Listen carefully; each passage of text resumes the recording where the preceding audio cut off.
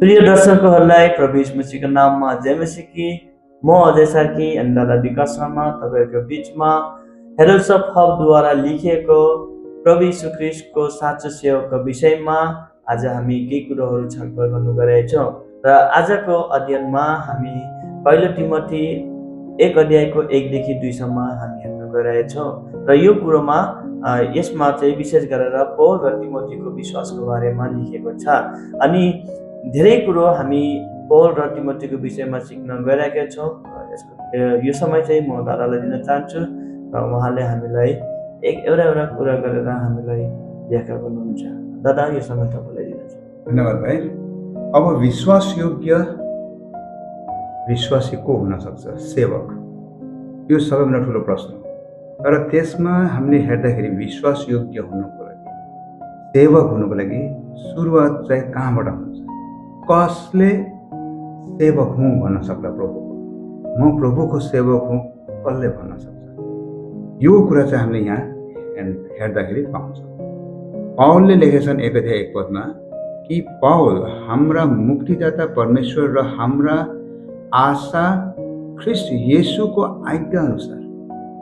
पौलले यहाँ आफ्नो परिचय दिनेछन् के हो अरे? ख्रिस्ट आज्ञाको अनुसार ख्रिस्ट येशूका प्रेरित सेवक, ख्रिस्ट येशूको सेवक हुँ म, पठाउनु भएको मलाई।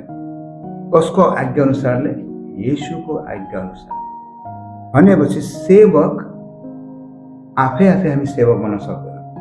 प्रभुले हामीलाई निम्तो दिनुहुन्छ, प्रभुले हामीलाई छुनुहुन्छ मनलाई, र हाम्रो मनभित्र यो विश्वास हुन्छ कि प्रभुले मलाई सेवा गर्न बोलाउँछ।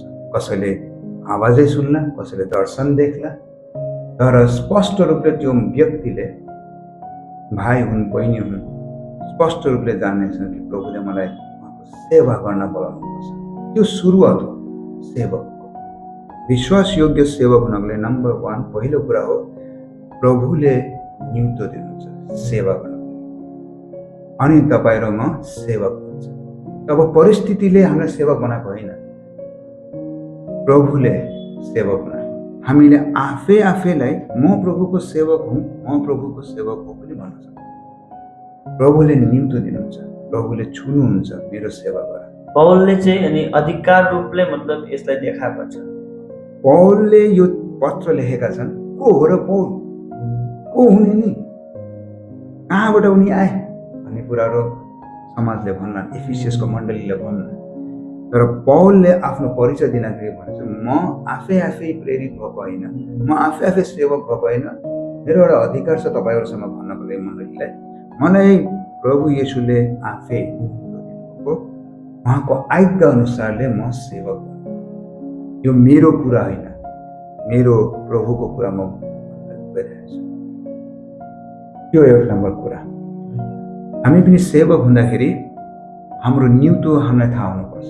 तब परिस्थिति जे भए पनि हामीलाई सदा यो कुरा याद रहन्छ कि म प्रभुको सेवक हुँ, प्रभुले सेवा गर्न बोलाउनुहुन्छ। दोस्रो कुरा तिमोथीको बारेमा भयो। तिमोथी एउटा जवान केटा, उहाँलाई पौलले भन्छन् मेरो साँच्चा छोरा। हामीलाई थाहा छ, प्रेरितमा पढेका छन् हामीले कि तिमोथीको आमा हजुरआमा विश्वासमा थिए, हुर्काएका छन् तिमोथीलाई, र पौलले झन् प्रभुमा ल्याएर हुर्काए। एउटा पौलले अधिकार साथ भनेका छन् मेरा साँच्चा छोरा। एउटा विश्वास योग्य हुनुको लागि, सेवक बन्नुको लागि अर्कै कुनै एउटा सेवकद्वारा उसलाई सिक्न पर्छ। पौलले तिमोथीलाई सिकाए। अनि तिमोथीमा पनि त त्यो क्षमता थियो है, उसले देखाए पनि सिकेर। अनि उनको छोरा हुने एउटा साँचो उसले आफ्नो जीवनले राखे पनि हो। उसको जीवन उनले राखे पनि, पौलले भने अनुसारले उनले कर्महरू पनि गरे। अनि यहाँ त्यही हामीलाई थाहा हुन्छ कि तपाईँहरू कसैको सेवक, प्रभुको सेवक बन्नुहुन्छ भने प्रभुको निम्तो पाएपछि कुनै अर्कै एउटा जेठो सेवकसँग सिक्नुपर्छ कसरी सेवा गर्ने प्रभुको। अनि तपाईँहरू विश्वास योग्य सेवक बन्न अगाडि बढ्नुहुन्छ भन्ने कुरा चाहिँ यहाँ देखिन्छ। अनि 3टा कुरो पनि भनेको छ है, त्यसमा अनुग्रह, कृपा र शान्तिको विषयमा। हजुर, के बुझाउँछ यो विश्वासको यात्रा हो। सेवकाइमा गर्दाखेरि यी 3टा कुरा खाँचो छ। पौलले भनेका छन् तिमोथीलाई कि येशू हाम्रा प्रभुबाट अनुग्रहले हामीलाई शक्ति दिन्छ। प्रभुको अनुग्रहले हामीलाई ढाक्छ, सम्हाल्नुहुन्छ, अगाडि बढ्छ। कृपा, प्रभुको कृपा हामीले पाएका छौँ र हामीले अरूलाई कृपा देखाउन सकिन्छ सेवाकाईमा। किनकि प्रभुको कृपा पाएको लागि हामीले अरूलाई कृपा दृष्टिले हेर्न सक्छौँ। हामी रिसाएर सेवाकाईमा हामीले अरूलाई निचा देखाएर जस्तो गर्न सकिँदैन। हुने त्यस्तो खालको हो भने सेवक हुन सक्दैनन्, सेवाकाई पनि हाम्रो बिग्रिन्छ। र तेस्रो कुरा शान्ति, प्रभुको नाममा प्रभुको आत्माद्वारा शान्ति, अर्थात् प्रभुको शान्तिले हामी सेवकहरूलाई समात्छ।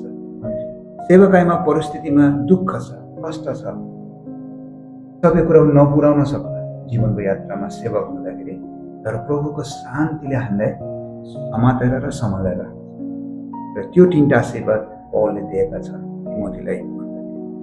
धन्यवाद विकासदा, तपाईँले धेरै पनि गहिरो रूपले हामीलाई सिकाउनु भयो र हामी पनि परमेश्वरको असल सेवक हुन चाहन्छ भने हामी परमेश्वरको वचनमा हिँड्नुपर्छ, गहिरो रूपले परमेश्वरको वचनलाई पढ्नुपर्छ, उहाँको अनुग्रहमा, प्रेममा, शान्तिमा जीवनलाई बिताउनुपर्छ अनि आफ्नो जीवनलाई पूर्ण रूपलाई प्रभुको हातमा समर्पण गऱ्यौँ भने मात्रै हामी प्रभुको असल सेवकै हुन्छ। र पौल र तिमोथीको जीवनको बारेमा पनि हामीले एउटा ठुलो उदाहरण है, उहाँ कसरी प्रभुको सेवक भयो भनेर। हाम्रो निमन्त्रण, हाम्रो बुलावटलाई पनि हामीले चिन्नुपर्छ, जान्नुपर्छ कि परमेश्वरले हामीले कसरी कुन रूपमा बोलाउनु भएको छ। र आउनुहोस् प्रिय, हामी प्रभुको साँचो सेवक हामी पनि बन्नको लागि आफ्नो जीवनलाई समर्पण गरौँ र परमेश्वरको काममा अगाडि बढौँ। यति नै भन्दै म र विकास दा तपाईँ